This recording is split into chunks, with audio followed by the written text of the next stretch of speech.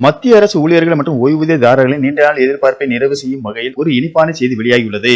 அகில இந்திய நுகர்வோர் விலை குறியீட்டின் சமீபத்திய புள்ளி விவரங்களின்படி அரசு பணியாளர்களுக்கான அகவலைப்படி 5% வரை உயரக்கூடும் என தெரிய வந்துள்ளது.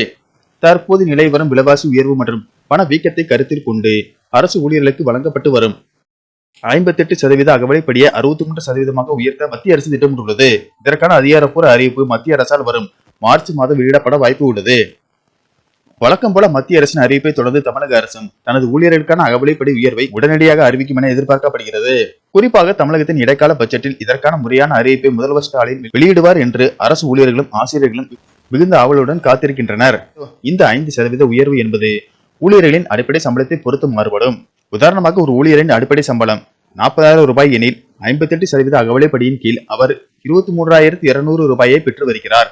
இது 63% உயரும் போது அவருக்கு கிடைக்கும் அகவலைப்படி 25,200 ரூபாயாக அதிகரிக்கும். இதன் மூலம் மாதம் 2,000 ரூபாய் வரை கூடுதல் வருமானம் கிடைக்க வாய்ப்புள்ளது. அடிப்படை சம்பளம் அதிகமாக உள்ள உயர்மட்ட அதிகாரிகளுக்கு இந்த உயர்வு இன்னும் கணிசமாக இருக்கும். வீட்டு வாடகைப்படி மற்றும் நிலுவைத் தொகை 7வது ஊதிய குழுவின் பரிந்துரைப்படி அகவலைப்படி 50% கடந்து விட்டாலே வீட்டு வாடகைப்படி மற்றும் இதர படிகளும் தானாகவே உயர வேண்டும் என்ற விதி உள்ளது. இதனால் ஊழியர்களின் ஒட்டுமொத்த சம்பளம் கணிசமாக உயரக்கூடும். இந்த உயர்வு ஏப்ரல் மாத சம்பளத்துடன் சேர்த்து வழங்கப்படலாம் என்றும் ஜனவரி முதல் மார்ச் வரையிலான 3 மாத காலத்திற்கான நிலுவைத் தொகை ரொக்கமாகவோ அல்லது சேமிப்பு நிதியிலோ சேர்க்கப்பட வாய்ப்பு உள்ளது. 8வது ஊதிய குழுவின் நிலை என்ன? 8வது ஊதிய குழுவை அமைப்பதற்கான முதற்கட்ட பணிகள் தொடங்கினாலும் அது நடைமுறைக்கு வர இன்னும் சில காலம் எடுக்கும் என தெரிகிறது. அதுவரை பணவீக்கத்தின் தாக்கத்தில் இருந்து ஊழியர்களை பாதுகாக்க இந்த அகவலைப்படி உயர்வு ஒரு வலுவான அரணாக அமையும். நன்றி, வணக்கம்.